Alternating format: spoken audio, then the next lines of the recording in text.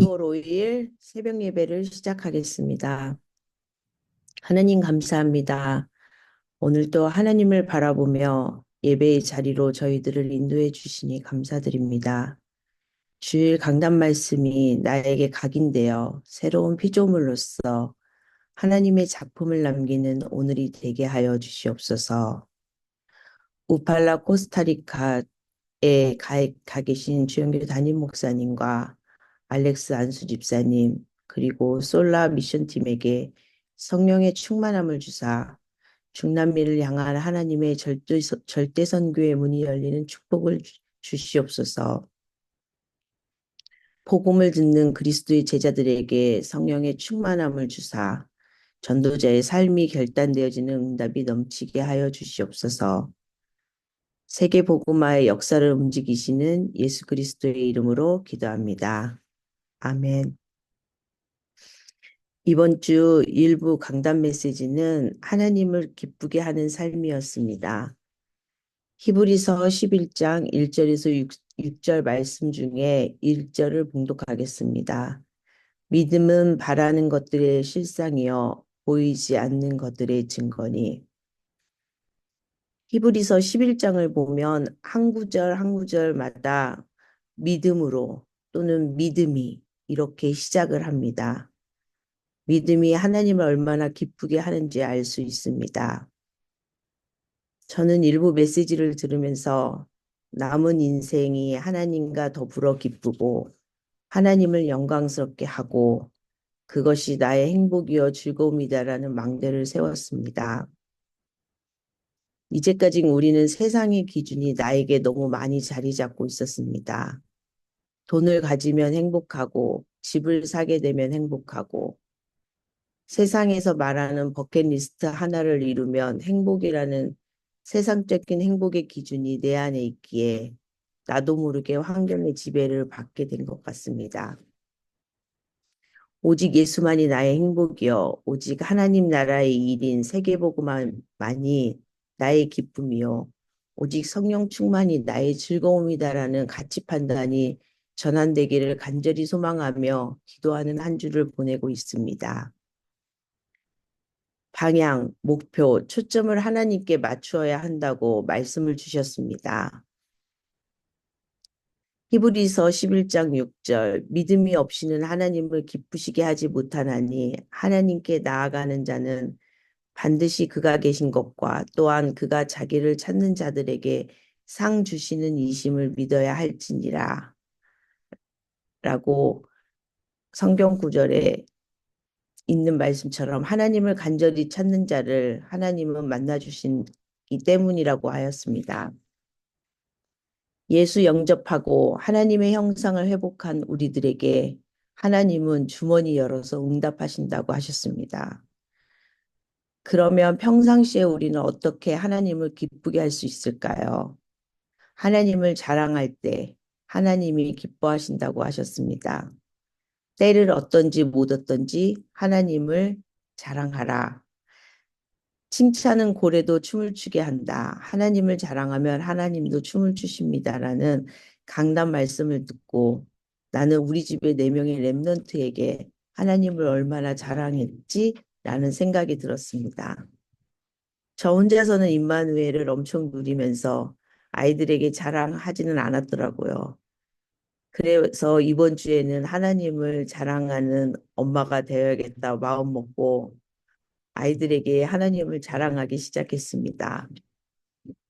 물론 나의 뒷모습을 보고 자랐을 거라 확신하지만 이제 입으로 자랑도 들려줘야겠다는 생각을 했습니다. 하나님을 기쁘시게 하는 삶은 목표를 바르게 하고 하나님을 신뢰하고 하나님의 능력을 증거할 때 생긴다고 하셨습니다. 목표를 바르게 한다는 것은 고린도전서 10장 31절 그런즉 너희가 먹든지 마시든지 무엇을 하든지 다 하나님의 영광을 위하여 하라. 빌립보서 1장 20절에서 21절 말씀 바울은 내가 살아도 좋고 죽어도 좋고 내 몸에서 그리스도만 증거된다면 하나님의 영광을 위하여 산 증거다. 하나님을 이렇게 존귀케 하는 자세로 살고 구원의 기쁨과 감사를 누리면 상처가 치유된다고 하셨습니다. 고린도후서 5장 9절에서 10절 그런즉 우리는 몸으로 있든지 떠나든지 주를 기쁘게 하는 자가 되기를 힘쓰노라라고 성경 구절에 성경 말씀이 나와 있습니다. 하나님을 신뢰한다는 것은 네 죄를 인함이라 할 때에 네 죄를 사함받았다. 주님은 지적하려고 말하려고 하는 것이 아니라 고치시려고 말하시면서 용서의 문을 여신 것이다. 이런 하나님과 이런 소통이 되어야 한다고 하였습니다. 히브리서 11장 6절에 하나님은 하나님이 살아계신 것과 그분을 찾는 자에게 상 주시는 분이시고 히브리서 11장 1절 말씀처럼 믿음은 바라는 것들의 실상이요 보지 않는 것들의 증거라고 말씀을 주셨습니다. 그럼 믿음이 뭘까요? 믿음은 소유하는 거고 드리는 거고 포기하는 것이라고 하였습니다. 성경적 믿음의 소유의 의미는 히브리서 11장 11절 약속하신 이를 믿으신 줄 알았습니다. 여기서 믿으심이라는 것은 하나님을 신뢰한다라는 의미입니다. 약속하신 하나님을 믿고 그분의 신실하심을 믿었다라는 의미입니다.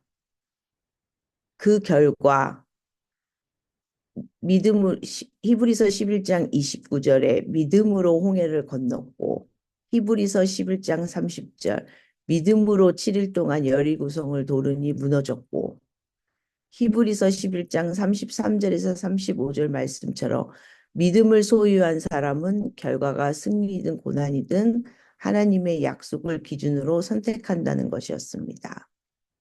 이게 믿음을 소유한 것입니다. 믿음을 드린다는 것은 히브리서 11장 4절의 말씀처럼 아벨이 자기의 가장 소중한 것을 드리는 것이 기쁨이었고 하나님께 시간이든 물질이든 드리는 것이 우리의 기쁨이 되는 것입니다. 이때 재생산, 재창조 역사가 일어납니다.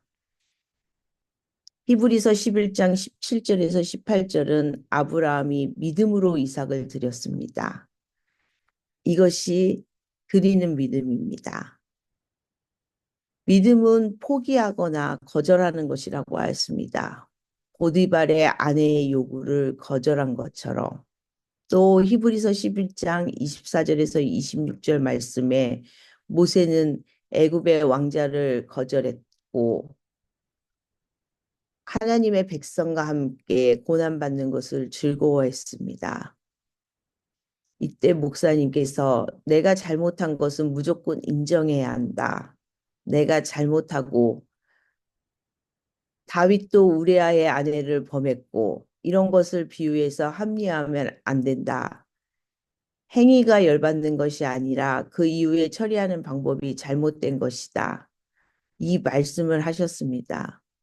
담임 목사님께서는 이 이야기를 여러 번 하셨습니다. 저는 이 이야기를 들을 때마다 혹여 우리 목사님에게 돌팔매가 돌아올까 봐 은근히 걱정을 하면서 기도를 많이 했습니다.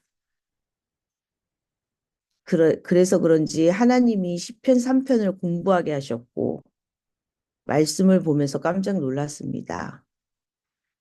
다윗을 깨닫게 하기 위해 나단 선지자가 왕 앞에서도 진리를 타협하지 않고 하나님의 꾸짖음을 다윗에게 전달합니다.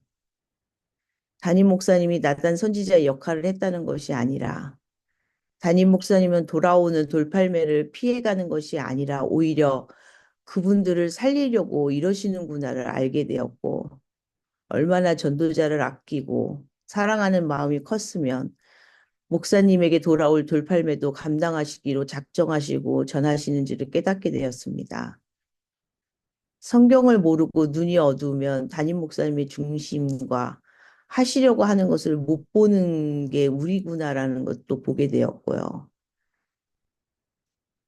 시편 3편을 같이 묵상하고 말씀을 나누고 구정옥 권사님이 마무리 기도로 기도를 해주시는데 그것도 너무나 가슴에 와닿았습니다.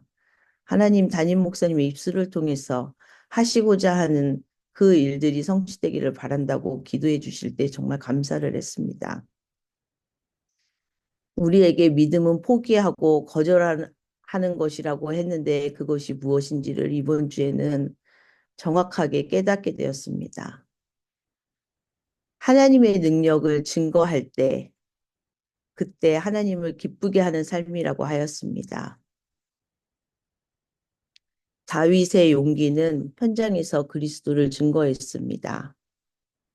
골리앗 앞에서는 믿음의 용기가 있었고 만군의 여호와의 이름으로 나갔으며 모든 결과를 하나님께 다 맡긴 것입니다. 이 능력이 언제 생겨났는가? 내 중심에서 하나님의 중심으로 바뀔 때 하나님은 살아계시고 지금도 역사하신다는 절대 믿음으로 어느 곳에서 있든지 하나님의 능력을 증거할 때 이것이 저희들의 삶이라고 하셨습니다. 이렇게 일부 메시지를 듣고 2부 메시지 때는 언약 백성이 세워야 할 언약의 망대와 복음적 망대를 말씀해 주셨습니다.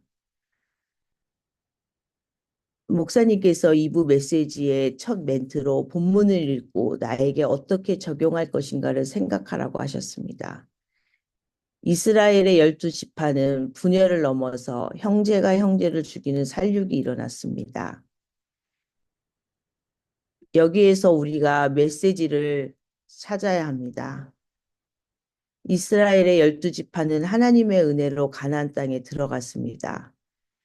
일곱 족속 31왕은 사단을 예표하고 오늘날 눈에 보이지 않지만 사단의 전략이 그대로 성경에 드러났는데 이것을 봐야 한다고 하였습니다. 메시아가 오실 가나안 땅을 정복해야 할 이유가 있습니다. 가나안 땅은 교회 공동체를 상징한다고 말씀 주셨습니다. 교회 공동체가 분열을 넘어서 서로를 죽이는데 이건 소통이 제대로 안 된 것이다라고 말씀하셨습니다. 단순히 말을 잘하고 못하는 것이 아니라 사단이 주는 어떤 생각에 사로잡혀 있는 것입니다. 우리 가운데 사단의 종되려고 하는 사람은 한 사람도 없습니다. 그러나 결과가 그렇게 된 것입니다. 교회를 분열시키고 무너뜨리려고 하는 의도가 아니었는데 왜 이렇게 되었을까요? 우리는 오늘의 본문을 기억하고 이것을 이정표로 상기해야 합니다.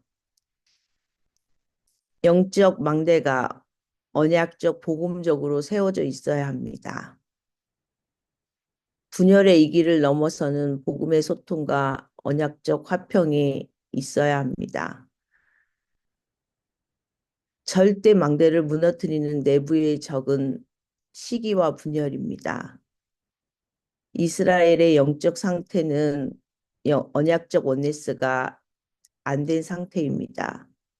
외부의 적은 물리쳤지만 내부의 시기와 질투의 적은 물리치지 못했습니다. 사단은 우리가 절대 여정을 못 가게 합니다. 나 혼자는 갈 수 있는데 공동체 선교, 공동체 후대 사역이 안 되는 것은 내 내면이 치유되어야 한다고 말씀해 주셨습니다. 모든 사람은 상처가 있습니다. 누구에게도 말도 못하고 있는 성도들의 그런 영적 상태를 보면서 이해하고 수용하고 치유될 때까지 기다려 주어야 하며 당사자인 나는 하나님 앞에 내어놓고 기도하고 치유받으려고 해야 한다고 하였습니다. 그게 작용이 안 되면 교회 공동체는 무너집니다. 언약이 희미하니 이스라엘 형제끼리 싸우며 대적하고 가인이 아벨을 죽이는 예외의 본질을 놓치게 됩니다. 우리가 오늘날 신학적으로 교리적으로 하다 보니 지적질을 하게 됩니다. 지적질의 말은 안 해도 내 눈은 지적하고 있다고 하였습니다. 내 눈이 지적을 하게 되면 언젠가는 그것이 폭발한다고 하였습니다. 그래서 우리는 늘 교회 공동체 안에서 복음적인 언어를 써야 하고 내 내면을 치유하고 나 중심의 망대가 하나님의 중심으로 바뀌어야 한다고 하였습니다. 입다와 에브라임은 모두 나라는 망대에서 빠져나오지 못한 것입니다. 기드온이 돌아올 때 에브라임 족속은 입다에게처럼 똑같은 행동을 했습니다. 기드온은 복음적으로 대처를 했는데 입다는 사실 그대로 지적했습니다. 내가 너희 보고 도와달라고 했는데 너희들이 도와주지 않았다. 내가 인정받아야 하고 내가 승리해야 한다라는 내 중심의 틀을 무너뜨리지 않으면 내가 있는 공동체는 같이 망하게 되어 있다고 하였습니다. 누구를 위한 열심이고 누구를 위한 사역입니까? 내 이름을 내고 나의 열심은 분열을 낳고 하나님 나라를 위한 것은 화평을 낳습니다. 우리 모두에게는 에브라임과 같은 마음이 있다고 하였습니다. 그렇기 때문에 섭섭하지 않고 시기 질투하지 않는 절대망대를 세워야 합니다. 가인에게 하나님이 말씀할 때 제가 문 앞에 엎드려져 있다. 우리의 문 앞에도 제가 엎드려져 있습니다. 그러나 너는 그 죄를 다스리라고 하셨습니다. 누가 누구를 정죄할 이유 없다. 늘 인정해야 한다. 죄를 다스리지 못할 때 공동체를 망하게 한다라는 이 이정표를 각인해야 합니다. 섭섭마귀, 서운함, 사단의 통로가 됩니다. 당사자를 정죄하지 말고 그 사람이 실패한 거 나도 실패할 수 있다고 기억하고 기다리고 나를 돌보며 나는 거기에 속아 넘어가면 안 된다. 이것이 이정표가 되어야 한다고 했습니다. 다른 사람의 칭찬에 목마르지 말고 하나님의 칭찬에 집중하세요. 이게 안 되시면 나도 실수할 수 있고 자꾸 내 입에서 변명이 됩니다. 실수까지도 하나님 앞에서 인정해야 합니다. 에브라임이 나쁜 의도로 못 가겠다 한 것이 아니라 그것마저도 하나님이 허락하셨기에 못 간 것이구나 라고 복음적으로 늘 생각해야 한다고 하였습니다. 분노가 폭발하면 입다의 집을 불사를 것이다라는 감정이 이성을 지배합니다. 이때 영적인 상태가 급격하게 무너집니다. 우리가 감정이 격해질 때 이때는 내 힘으로 안 되니 침묵하고 기도의 망대로 들어가야 합니다. 그래도 알고 있는 자와 모르는 자는 차이가 있습니다. 알고 있는 자는 내가 뭔가 잘못된 것을 알게 됩니다. 우리의 이정표는 남은 자의 여정인 순례자의 여정입니다. 내 안에 있는 복음의 색깔이 문제인 것입니다. 내부의 적인 교만과 시기는 이기지 못한 것입니다. 내면의 치유가 필요합니다. 사단의 망대, 인본주의의 망대, 시기질투의 망대를 무너뜨리고 새로운 망대를 세워야 합니다. 에브라임 지파의 기득권의 교만과 서운함의 영적 배경이 사단의 통로가 되고 분노가 전염과 파멸로 이끌었습니다. 여정을 갈 때는 꼭 이정표를 보고 가야 한다고 말씀해 주셨습니다. 시폴레의 비극, 복음의 이정표를 잃은 언어를 조심하라. 복음의 순수성의 이정표를 가지고 내 언어는 율법의 칼날인지 살리는 복음적 나팔인지 나를 점검해야 한다. 교회는 사역하라고 세운 것이 아니다. 교회는 복음 운동으로 사람을 살리라고 세운 것이다. 운동을 사역이라고 생각하면 안 된다. 교회는 무조건 살려야 한다. 사역을 잘한다는 이유로 죽이는 사람 되면 안 되고 무조건 살리면 사역 잘 되게 되어 있다라고 말씀 주셨습니다. 우리 교회 공동체 중에 가장 큰 절대 여정이 후대를 살리는 이정표라고 말씀해 주셨습니다. 평범한 일상 속에서 절대 여정을 지속해야 합니다. 특별한 영웅이 없어도 하나님은 역사를 이끌어 가십니다. 미래 걱정 미리 하지 마시고 소사사를 통해서 평화를 주시는 하나님. 대단한 역사보다 내가 날마다 언약의 흐름 속에 있는가를 늘 점검하고 화려한 사사시대를 끝내고 묵묵히 걷는 자를 통해서 하나님은 역사를 이끌어 가십니다. 영원한 사사 예수 그리스도. 인간은 한계가 있습니다. 진정한 평화를 주시는 분, 영원한 사사 그리스도밖에 없습니다. 절대 여정을 걸어가는 데 있어서 내부에 적은 시기와 질투입니다. 시기와 질투가 왜 생기며 차이점은 뭘까가 궁금해서 한번 찾아보았습니다. 시기는 비교의 죄에서 시작되어 남의 것을 미워하는 마음이고 질투는 불안의 죄에서 시작하여 내 것을 놓칠까 두려워하는 마음이라고 어떤 전문가가 얘기를 하더라고요. 시기는 나와 남을 비교하는 것을 멈추면 약해지고 질투는 신뢰가 회복되면 사라진다고 하였습니다. 저는 여기에서 일부 메시지에서 답이 있구나라는 깨달음이 있었습니다. 시기는 비교의 죄에서 시작되니 하나님이 나로 인해 얼마나 기뻐하실까만을 생각하며 하나님 앞에서 나를 세우는 것이 비교의 죄에서 빠져나오겠구나. 질투는 하나님과의 신뢰가 회복하면 하는 데 초점을 두고 있으면 인간관계에서 오는 질투는 사라지겠구나라는 답을 일부 메시지에서 발견하게 되었습니다. 우리는 화목하게 하는 직분과 파수꾼의 사명을 받았습니다. 분열의 위기를 넘어서는 다 죽이라고 해도 복음으로 소통하고 언약을 쫓는 화평자를 결단하고 피스메이커로 절대망대를 회복하여 우리 교회 살릴 주역이 되어야 합니다. 후대 살리고 전도 선교하기도 시간이 부족하다고 하셨습니다. 언약적 정체성 회복의 망대를 세우고 언약적 방법과 복음의 소통 회복으로 이정표를 삼고 사명 회복과 영적 흐름 회복, 지속적인 성령 인도 회복의 여정을 갑시다. 잘 안 되지만 입을 악물고 결단하고 정말 아름다운 공중태 되기를 바란다고 담임 목사님께서 권면하셨습니다. 이렇게 1부, 2부 메시지를 붙잡고 오늘 기도수첩의 메시지를 보는데 전도제자는 보장된 미래를 가는 자들이다라고 말씀을 주셨습니다.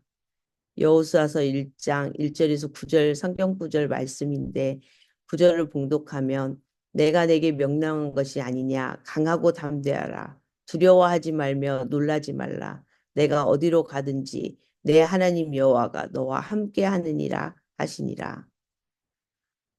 본문은 역사상 가장 중요한 시간표로 가나안 땅으로 들어가기 직전의 상황이라고 하였습니다. 한 번도 가지 않은 땅, 237 5천 종족으로 가는 역사상 가장 중요한 준비된 세계의 전환점인데 이것을 모르면 불신앙 생기고 원망의 말을 하게 되고 다른 사람이 배려하는 것도 간섭이 되고 일하는 것도 시험 들고 환경이 우리를 지배한다고 하였습니다. 하나님이 완벽하게 준비된 전환점을 보게 되면 과거와 오늘과 미래 보는 눈이 달라지고 문제 보는 눈이 달라집니다. 큰 풍랑 만났을 때 옳은 선장을 알아보고 배가 천천히 갈 때는 모르지만 전쟁이 나야 진짜 군인을 알아봅니다. 광야길을 갈 때 진짜 제자를 알아보게 되는 것입니다. 여호수아가 먼저 본 것이 세 가지가 있습니다. 모세 시대의 피제사와 10가지 기적으로 애굽의 흑암 문화를 무너뜨리는 것을 보았고 홍해와 강야의 기적을 보고 언약궤와 성막이 뭔지를 보았습니다. 여호수아는 시종으로 있을 때 본 것이 있습니다. 모세와 함께 하시는 하나님, 하나님과 함께 하시는 모세를 본 것입니다. 여호수아가 지도자로 있으면서 본 것이 있습니다. 12지파와 12지역을 본 것입니다. 24시를 하면 보인다고 하였습니다. 내가 밟는 땅을 내게 주었노니 하나님이 주신 것과 평생에 너를 대적할 자 없다. 강하고 담대하라. 두려워하지 말라. 놀라지 말라. 내 하나님 여호와가 너와 함께하리라. 확실하고 정확한 언약을 굳게 잡으면 이길 수 있다고 하였습니다.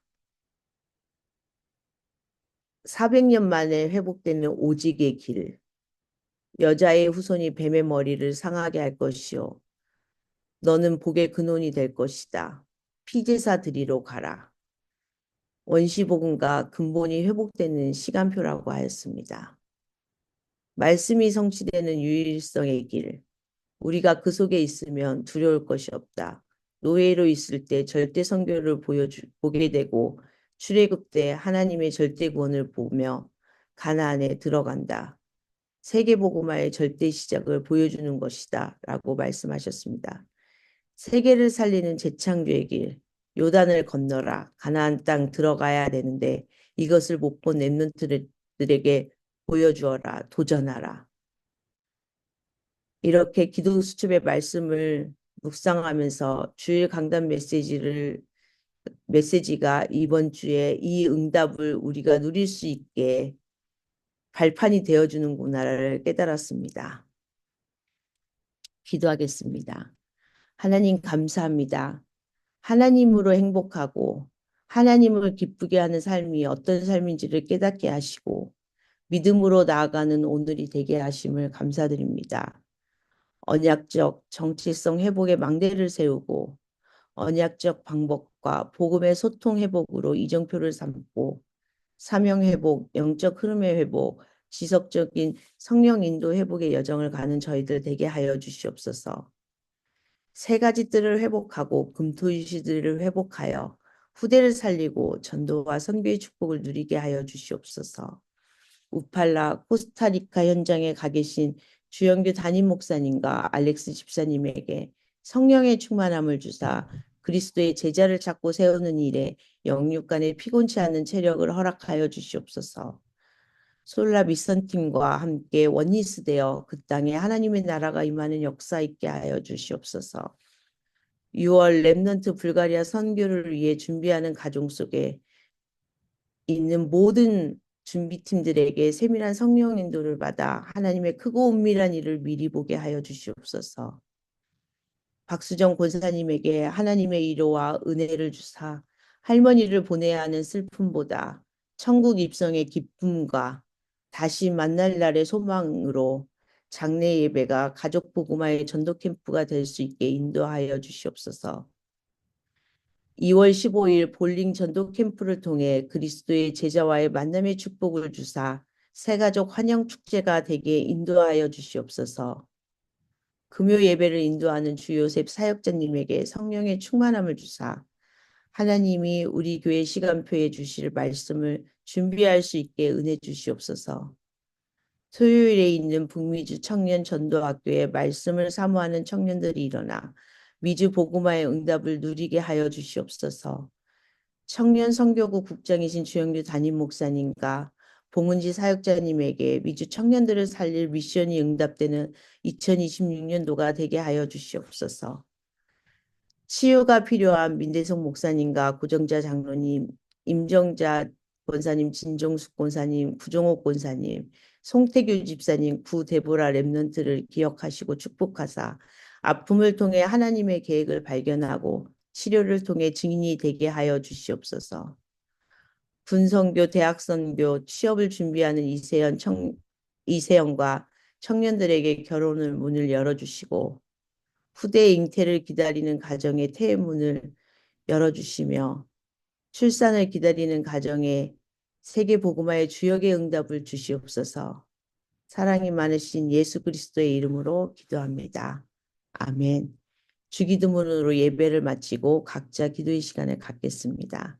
하늘에 계신 우리 아버지여, 이름이 거룩히 여김을 받으시오며 나라가 임하옵시며 뜻이 하늘에서 이룬 것 같이 땅에서도 이루어지리이다. 오늘날 우리에게 일용할 양식을 주옵시고 우리가 우리에게 죄 지은 자를 사하여 준 것 같이 우리의 죄를 사하여 주옵시고 우리를 시험에 들게 하지 마옵시며 다만 악에서 구하옵소서. 대개 나라와 권세와 영광이 아버지께 영원히 있사옵나이다. 아멘.